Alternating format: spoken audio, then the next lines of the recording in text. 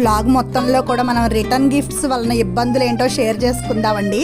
ప్రతి ఫంక్షన్కి మనకి గిఫ్ట్లు ఇస్తూ ఉంటారు కదా, రిటర్న్గా ఇవ్వడం అంత అవసరం అంటారా? ఒక్కసారి ఆలోచిద్దాం. Hi viewers, welcome back my channel సాధన సజ్జము. ఎలా ఉన్నారండి? మీరు అంతా బాగున్నారా? మేమైతే బాగుండండి. మీరు ఇంకా బాగుండాలని కోరుకుంటూ వీడియోలోకి వెళ్తున్నాను కూడా. వీడియోలోకి వెళ్ళే ముందుకు నా ఛానల్ సబ్స్క్రైబ్ చేసి సపోర్ట్ చేస్తారు మీ అందరికీ కూడా థ్యాంక్ యూ సో మచ్. మన ఛానల్ కొత్తగా చూస్తున్నట్లయితే సబ్స్క్రైబ్ చేసుకోవడం మాత్రం మర్చిపోవద్దు. దీంట్లో అన్నీ కూడా డివోషనల్ వ్లాగ్స్ అనేవి ఉంటాయండి. వీటితో పాటు నా లైఫ్ స్టైల్ వ్లాగ్స్ కూడా మీకు షేర్ చేయబోతున్నాను అనమాట. చూస్తూ ఉండండి ఛానల్ని. అలాగా ముందుగా ఒక్కసారి దీపారాధనకి నమస్కారం చేసేసుకొని, కృష్ణయ్యకి నమస్కారం చేసేసుకొని ఇంకా వ్లాగ్లోకి అయితే వెళ్ళిపోదాము. మా ఎదురుకుండా ఆంటీ వాళ్ళు వచ్చారండి.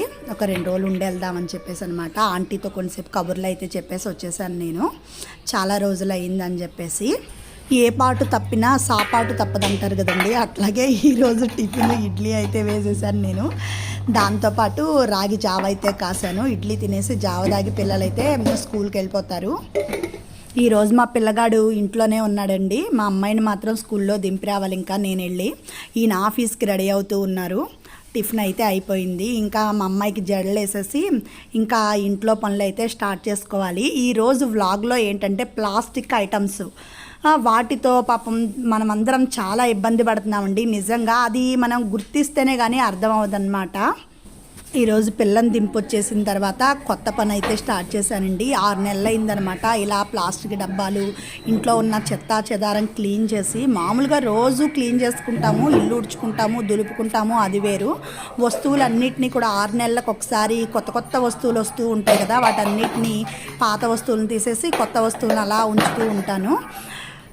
బూస్ట్ డబ్బాలు ఉన్నాయండి, హార్లిక్స్ డబ్బాలు, ఇలాగా కాంప్లైంట్ డబ్బాలు, ఇలా అనేక డబ్బాలు ఉన్నాయన్నమాట. పిల్లలకి బలం వచ్చిందో రాలేదో మనకైతే తెలియట్లేదు, కానీ డబ్బాలు మాత్రం ఇంటి నిండా అయిపోయాయండి. ఇలా బుట్టలు, చెట్టలు, డబ్బాలు, బ్రూ డబ్బాలు అనేకం అన్నమాట. ఇంకా వాడుకొని వాటన్నిటిని ఏంటంటే స్టోర్ రూమ్ లాగా, మా పక్కన ఒక స్టోర్ రూమ్ లాగా ఉంది కదండి, దాంట్లో అయితే అట్టపెట్టలో వేసేస్తూ ఉంటాను. ఎప్పుడు అయిపోయినట్లుగా. తర్వాత 3 నెలలకో 6 నెలలకో ఒకసారి తీసేసి, ఇదిగోండి ఇలాంటి డబ్బాలు, వీటిలో ఉండేవి చిన్న చిన్న గిన్నెలు, ఏవో గిఫ్ట్లు ఇచ్చినవేనండి. ఇవి కూడా రిటర్న్ గిఫ్ట్స్ అనమాట.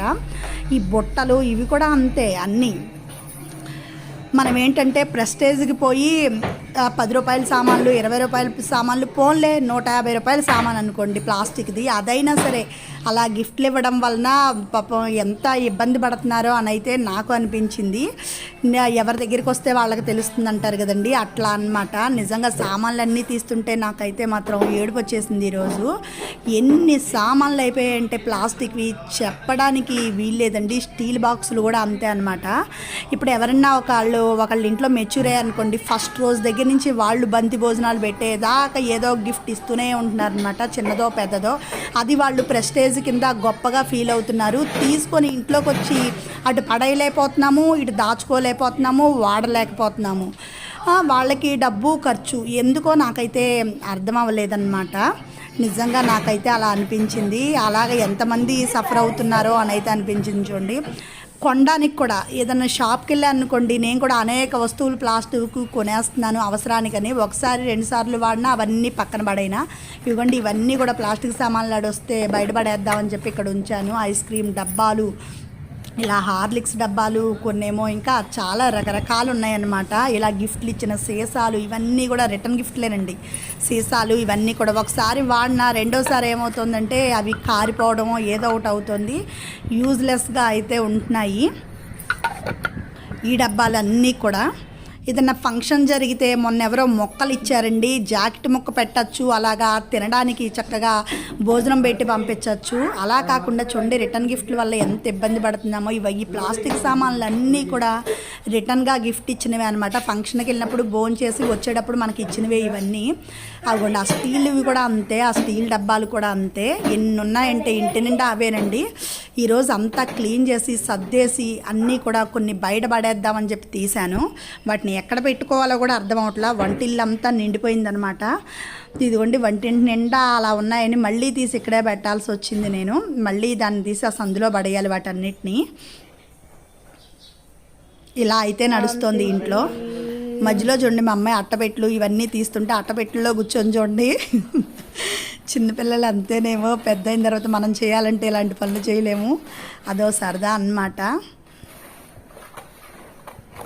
అటబెట్లో కూర్చొని మొహానికి ఇలాగా కప్పేసుకుంది, లేకపోతే చేపలో దూరి చుట్టేసుకోవటం, ఇలాంటి పనులన్నీ చిన్నప్పుడే చేయగలుగుతారు అనమాట. పెద్ద అయిన తర్వాత ఏంటంటే కొద్దిగా సిగ్గుపడతారు, వివరం అనేది వస్తుంది కదా అప్పుడు. అది ఇదో సరదా ఇది ఇలా కూర్చోవడం.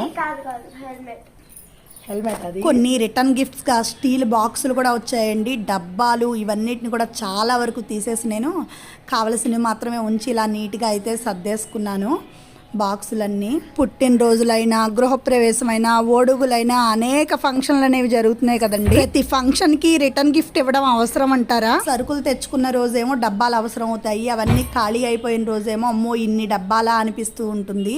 ఇదిగోండి సీసాలేకపోతున్నాము, అటు వాడుకోలేకపోతున్నాము. అన్ని వస్తువులు అయితే ఇంటి నిండా అలా ఉండిపోయాయి. ఇవాళ క్లీన్ అండ్ గ్రీన్ అనే కార్యక్రమం అయితే పెట్టుకున్నాను ఇంట్లో నేను. మీరు కూడా ఇలాంటి ఇబ్బందిని ఫేస్ చేసే ఉంటారని అయితే నేను అనుకుంటున్నానండి. నిజంగా ఇవన్నీ ఏంటంటే అందరి ఇళ్లలో ఉన్నవే కదా, నేను ఊరికే మీతో షేర్ చేసుకోవాలని చెప్పాను.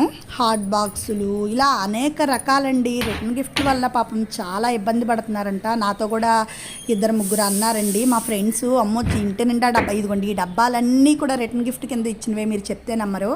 ఆ స్టీల్ డబ్బాలు అవన్నీ నిజంగా మా ఫ్రెండ్స్ అంటూ ఉంటారు, అమ్మో ఇంటి నిండా సామాన్లు లేనే బాబు, అవన్నిటిని తీలేకపోతున్నాను, ఇంటిని సర్దాలంటే ప్రాణం మీదకి వస్తుంది అని. మా అపార్ట్మెంట్లో అయితే పెళ్ళికి 2 ఇలా వెండి గిన్నెలను అయితే అందరికీ ఎంతమంది ఉన్నారో అపార్ట్మెంట్లో వాళ్ళ చుట్టాలకి వాళ్ళకి గిన్నెలు అయితే పంచిపెట్టారండి రిటర్న్ గిఫ్ట్స్ కింద. నిజంగా మనకు అంత స్తోమత అయితే లేకపోవచ్చు, కొద్దిగా విలువైనవి వాడుకునే వస్తువులను అయితే మనం పంచిపెట్టామనుకోండి బాగుంటుందని నా ఉద్దేశం అంతే. ఇంకా ఈ మధ్య పనిలో చూడండి, నిన్నే మామిడికాయలు తీసుకొచ్చారు ఈయన, వాటికి తొడియాలు తీసి అలా ఉంచాను తుడిచి. అవి గబగబా ముక్కలు చేసి పచ్చడి పట్టేసుకోపోతేనేమో పాడైపోతాయి, పండిపోతాయి ముక్కలు. కాబట్టి వీటన్నిటిని సన్న సన్న ముక్కల కింద అయితే తరిగేసుకుందాము. తరిగేసుకొని క్రిందటిసారి మెంతు ముక్కల కింద వేసుకున్నాం కదండి మామిడికాయలని. ఇప్పుడు ఏంటంటే ఆవు పిండి కలిపేసి చక్కగా వెల్లుల్లిపాయలు వేసి పచ్చడి అయితే పట్టేసాను. కొద్దిగా కారం, వెల్లుల్లిపాయలు, ఉప్పు మిక్సీ పట్టేసి దీంట్లో అయితే ఈ ముక్కల్లో కలిపేసుకోవడమే. మంచి టేస్ట్ వస్తుందండి. ఇదో రకం పచ్చడి అనమాట. పిల్లలకి వేడివేడి అన్నంలో నెయ్యి వేసి పెడితే ఎంత బాగుంటుందో, సాయంత్రం పూట కానీ లేకపోతే బాక్సుల్లో కానీ అలాగా వెల్లుల్లిపాయలు వాసన వస్తూ చాలా బాగుంటుంది మామిడికాయ పచ్చడి. దీంట్లో కొద్దిగా నూనె వేసి 3 రోజులు పచ్చడిని వాడుకుంటే చాలా బాగుంటుంది. ఓకేనండి, ఈ రోజు వ్లాగ్ వచ్చేసి ఇంతే. వ్లాగ్గా మీకు నచ్చినట్లయితే సబ్స్క్రైబ్ చేసుకోండి, లైక్ చేయండి, షేర్ చేయండి. Thank you for watching. ఇంకా మంచి మంచి వీడియోస్తో మీ ముందుకైతే వచ్చేస్తాను అనమాట. కొత్తగా చూస్తున్నట్లయితే సబ్స్క్రైబ్ చేసుకోవడం మాత్రం మర్చిపోవద్దండి.